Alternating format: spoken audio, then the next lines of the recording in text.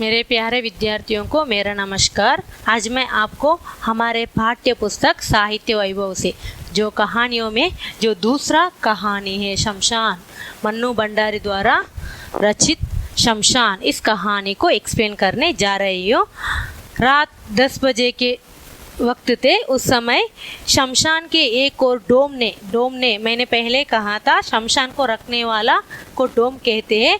डोम ने यहाँ कबीर दोहे ताने को खींचने लगता है और इस तरह कहता है, किसके हृदय को किसके लिए प्रेम ना हो वो मृतक के समान है। मृतक मतलब शमशान के समान है, स्मशान के, इसका मन स्मशान का समान है। इसको सुनकर शमशान को बहुत दुख आता है, उसका दिल भर आता है। वो पहाड़ी से कहती है, क्या कहते हैं, मैं इंसान का जितना प्यार करता हूँ लेकिन इंसान मुझसे घृणा करते हैं, मुझे नफरत करते हैं। सभी मनुष्य यही नहीं चाहते हैं कि कभी उन्हें मेरा मुंह ना देखना चाहते हैं। सभी मनुष्य मेरा मुंह देखना नहीं चाहते हैं। सभी मनुष्य क्या चाहते हैं वो, पर वास्तव में मैं इतना बुरा नहीं हूँ, फिर भी मनुष्य मुझसे नफरत करते हैं। संसार में जब मनुष्य को एक दिन के लिए भी स्थान नहीं रह जाता तब मैं उसे अपनी गोद में स्थान देता हूँ। जब मनुष्य का मृत होने के बाद उसका मृतक शरीर को कोई भी अपने साथ नहीं रखता है, उस समय शमशान स्मशान अपने गोद में उसे स्थान देता हूँ। चाहे कोई अमीर हो या गरीब और वृद्ध हो या बालक, मैं सबको समान दृष्टि से देखता हूँ। सभी को मैं मेरे पास जगह देता हूँ, मेरे गोद में जगह देता हूँ। पर इससे क्या होता है, मेरे पास वह प्रेम नहीं है जो मनुष्य की सबसे बड़ी निधि है। मनुष्य की सबसे बड़ी निधि प्रेम मेरे पास नहीं है। मेरे दिल में मोहब्बत का वह चिराग रोशन नहीं होता जिसके बल पर मैं उसके दिल में अपने लिए थोड़ा सा स्थान बना सकता। नहीं जानता खुदा ने मेरे साथ ऐसी बेइंसाफी का सलूक क्यों किया है। शमशान इस तरह अपना मन का दुख से मरे हुए मन से पहाड़ी से मनुष्य के इंसान के बारे में इस तरह कहती है, मैं इंसान से बहुत प्यार करते हूँ लेकिन इंसान मुझसे नफरत करते हैं। मैं सब लोगों को, मतलब वृद्धों या बालक और अमीर हो या गरीब, सबको मैंने एक समान दृष्टि से देखती हूँ लेकिन वो सब मुझसे नफरत करते हो। मेरे दिल में मोहब्बत का वह चिराग रोशन नहीं है। वो समझता है मुझे प्यार करना नहीं आता है जिसके बल पर मैं उसके दिल में अपने लिए थोड़ा सा स्थान बना सकता। नहीं जानता खुदा ने मेरे साथ इस तरह बेइंसाफी क्यों कर दिया है। इस तरह वो पहाड़ी से अपना मन का बात कह रहे हैं। और शहर और शमशान के बीच खड़ी पहाड़ी, शहर पहाड़ी कहाँ खड़ी हुई है, वो शहर और शमशान के बीच में पहाड़ी खड़ी होकर वो मुस्कुरा देती है। उसकी यह व्यंग्यात्मक मुस्कुराहट शमशान के हृदय में चुप जाती है। शमशान का हृदय को इस तरह मुस्कुराहट करती है, इसे देखकर शमशान का हृदय चुप जाती है। उसने पूछा, श्मशान पहाड़ी से पूछा, क्या तुम्हारा कभी यह इच्छा नहीं होती कि तुम्हारे पास भी इंसान की तरह प्रेम भरा दिल होता। तुम्हें भी इतना इच्छा नहीं होता कि तुम्हारे साथ भी इंसान की तरह दिल होता जिसमें अपने प्रिय के लिए मर मिटने की तमन्ना मचलती रहती है। जिसने अपने प्रिय के लिए मिटने की तमन्ना मतलब इच्छा मचलती रहती है। कभी कभी दूर दूर से आवाज़ें आती हैं और लैला मजनू और शीरी फरहाद की प्रेम कहानियाँ मुझे सुना जाती है। तेजी से शमशान यहाँ पहाड़ी से कहती है, तेजी से आवाज़ें आती हैं और वो मुझे लैला मजनू की कहानी, शीरी फरहाद की प्रेम कहानियों को सुनाती है। तो सच मानना मैं तड़प कर रह जाता हूँ। इस कहानी सुनकर मुझे बहुत दुख आता है। और आगे शमशान कहती है, मैं भी मजनू होता और लैला की वियोग में अपने को कुर्बान कर देता। मैं भी शमशान कहती है, मैं भी मजनू की तरह लैला का प्यार में, इंतजार में अपने जीवन को कुर्बान कर देता हो। इस तरह शमशान के हृदय में प्यार प्रेम के बारे में वो अपना अभिप्राय पहाड़ी से व्यक्त करती है। मैं भी मजनू होता और लैला के वियोग में अपने को कुर्बान कर देता। प्रिया की प्रतीक्षा में, प्रिया की इंतजार में, राह में पलकों के फावड़े बिछाकर बैठा रहता। प्रिया की इंतजार में मैंने उसे इंतजार करते बैठी रहती। सावन की उठी घटाए मेरे मन में हुक उठाती। हुक मतलब एक दर्द। सावन की उठी घटाए मेरे मन में दर्द उठाती और बसंत की सुरमई सांझे मेरे मन में तड़प बनकर रह जाती। प्रिय का जीवन ही मेरा जीवन होता और उसकी मौत मेरी मौत। मेरा प्रिय का, मैं भी, मुझे भी प्यार करने के लिए मन करता है प्रिय का। इस तरह मैं भी मजनू की तरह लैला का बहुत प्यार करना चाहती है और उसे लैला के लिए इंतज़ार करना भी वो चाहती है। और वो आगे कहती है, मैं भी प्रिया का जीवन ही मेरा जीवन होता। उस समय मेरा प्रियतमे का जीवन ही, प्रेयसी का जीवन ही मेरा जीवन होता और उसकी मौत भी मेरी मौत होता। पर क्या करूं, ईश्वर ने तो मुझे शमशान बनाया, पर क्या करूं, ईश्वर ने मुझे श्मशान बना दिया है। जिसके हृदय में प्रेम नहीं है, श्मशान के हृदय में क्या ईश्वर ने श्मशान जैसा बना दिया है। जिसके हृदय में प्रेम नहीं है, स्निग्धता नहीं है, सरसता नहीं है, केवल दू दू करती आग की लपेट है। सिर्फ मैं दू दू करके आग को जलना है मेरा काम है और मेरे पास किसके लिए तड़पने वाले प्रेम नहीं है। इस तरह शमशान अपने मन की बात को पहाड़ी से कह रही है और एक आंख से शमशान को और दूसरी आंख से शहर को और उसमें बसे इंसानों को देखने वाली पहाड़ी ने पूछा, बड़ी तमन्ना है इंसान बनने की? पहाड़ी कहाँ खड़ी है? पहाड़ी शमशान और शहर के बीच खड़ी है। एक आंख से शमशान को देख रही है पहाड़ी और दूसरे आंख से शहर को देख रही है और उसमें बसे इंसान को देखने वाली पहाड़ी ने पूछा, बड़ी तमन्ना है इंसान बनने की? तुम्हें बड़ी इच्छा है? तमन्ना मतलब इच्छा है, इंसान बनने की बहुत इच्छा है तुम्हें? शमशान ने कहा, तमन्ना?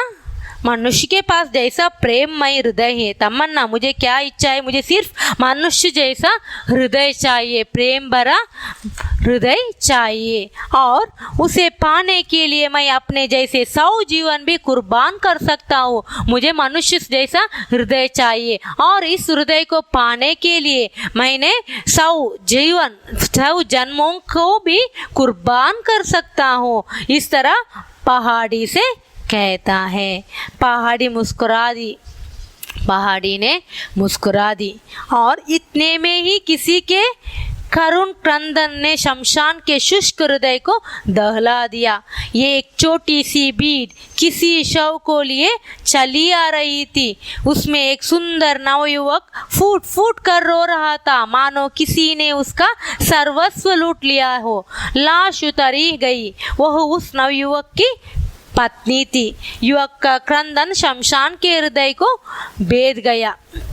इनमें से किसी की उस समय क्या होता है, उस समय इतने में किसी की करुण रोते हुए क्रंदन रोते हुए स्वर आवाज शमशान को सुनाई देते हैं और शुष्क हृदय का दहला दिया स्वर रोते हुए उसको सुनाई देता है। एक छोटी सी भीड़ मतलब क्राउड, एक छोटी सी भीड़ किसी शव को लिए चली आ रही थी। एक छोटी सी भीड़ शव को लेकर चली आ रही थी। उसमें एक सुंदर नवयुवक फूट फूट कर रो रहा था।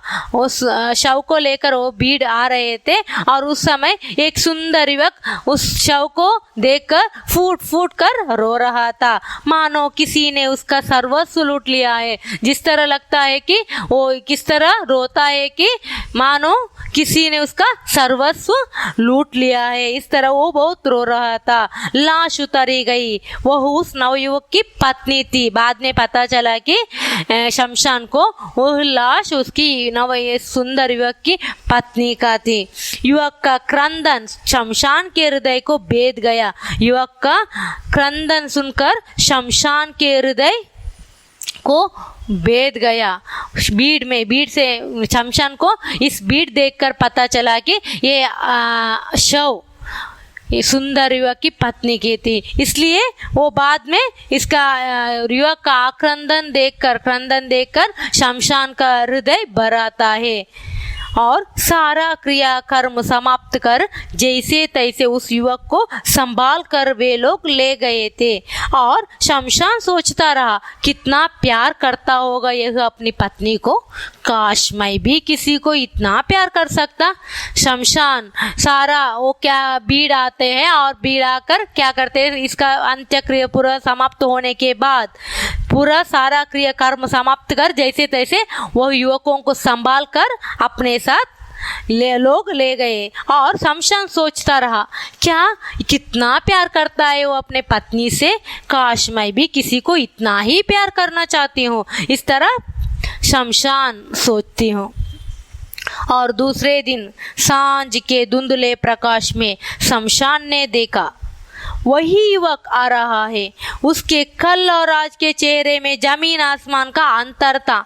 दूसरे दिन सांझ यानी शाम के धुंधले प्रकाश, इवनिंग के टाइम था, सांझ में धुंधले प्रकाश में शमशान ने क्या देखा, वही युवक आ रहा है। फिर से वही युवक शमशान की तरह आ रहा है। उसके कल और आज के चेहरे में जमीन आसमान का अंतर था। पहले की चेहरे और आज की चेहरे में बहुत डिफरेंस था। कैसे लगता था वो, एक रात में ही जैसे वो बूढ़ा हो गया था।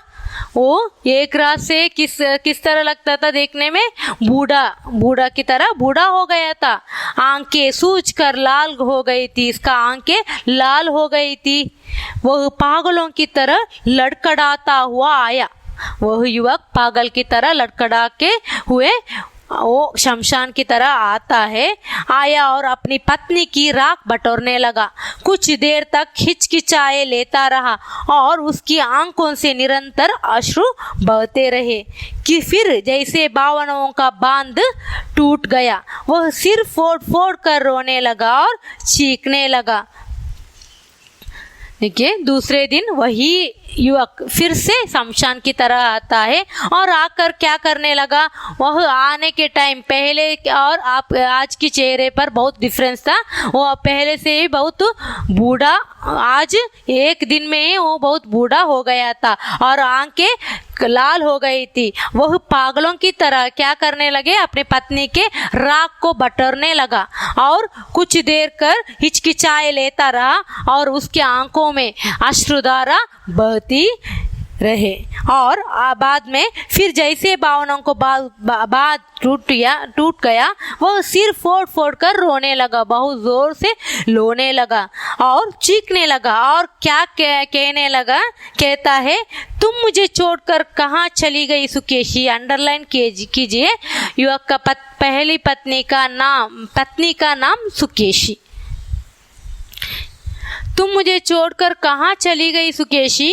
याद है कितनी बार तुमने कसमें खाई थी कि जिंदगी भर तुम मेरा साथ देगी, पर 2 वर्षों में ही तुम तो मुझे अकेला छोड़कर चली गई। अब मैं तुम्हारे बिना जीवित नहीं रह सकता। तुम मुझे अपने पास बुला लो, नहीं तो मुझे ही तुम्हारे पास आने का कोई उपाय करना पड़ेगा। तुम नहीं तो मेरे जीवन का कोई अर्थ नहीं, कोई सार नहीं, कोई रस नहीं। तुम ही तो मेरा जीवन थी, मेरा प्रेरणा थी। अब मैं जीवित रहकर करूँगा ही क्या। मुझे अपने पास बुला लो, मैं तुम्हारे बिना नहीं रह सकता, किसी तरह भी नहीं रह सकता। इस प्रकार वह विलाप करके रोता रहा। आपको एंड में टेक्स्ट बुक के इस कहानी के एंड में आपको एक क्वेश्चन पूछ जा सकता है कि युवक का आक्रंदन के बारे में, पहले पत्नी की मरने के बाद किस तरह वो रो रहा था, इसके बारे में लिखना है। ये पैराग्राफ आपको लिखना है। क्या करते हैं, वो दूसरे दिन वहां आकर राख को बटोरने लगता है और जोर से रोते हुए कहता है, तुम मुझे छोड़कर नहीं कहाँ चली गई सुकेशी, तुम मुझे ऐसे छोड़कर क्यों चली गई? याद है तुम कितने बार मेरे साथ वाद किया था, मैं हम दोनों साथ ही रहेगा, लेकिन तुम मुझसे अकेले छोड़कर तुम चली गई। अब मैं तुम्हारे बिना जीवित नहीं रह सकता। तुम मुझे अपने पास बुला लो, नहीं तो मैं भी किसी का आत्महत्या करके तुम्हारे पास आऊंगा। और अब मैं जीवित रहकर करूंगा ही क्या? मुझे अपने पास बुला लो, मैं तुम्हारे बिना नहीं रह सकता। इस तरह वो अपने विलाप करते रोते रहा, सिर फोड़ता रहा और मूक शमशान अपनी सूखी पतराई आंखों से इस दृश्य को देखता रहा। शमशान इस दृश्य को देखता रहा और इंसान बनने की, प्रेम करने की और अपने प्रिय के वियोग में इस नवयुवक की भांति मर मिटने की तमन्ना और अधिक जोर पकड़ती रही। इस युवक को देखकर, इस युवक का आक्रंदन देखकर शमशान के मन में भी इस तरह मैं भी प्रेम करने की और अपने प्रिय का वियोग में वो तड़पने के देखकर मुझे भी ऐसा प्रेम करने के लिए तमन्ना को वो सोचकर क्या करते हैं, वो सोचता रहा और भी सोचते सोचते मैं भी किसी को इसी तरह दिल जान से प्यार कर सकता, इस तरह वो सोचता रहा शमशान। और बाद में उसके पहलू में खड़ी पहाड़ी मुस्कुराती रही, लेकिन शमशान को देखकर पहाड़ी सिर्फ मुस्कुराती रही।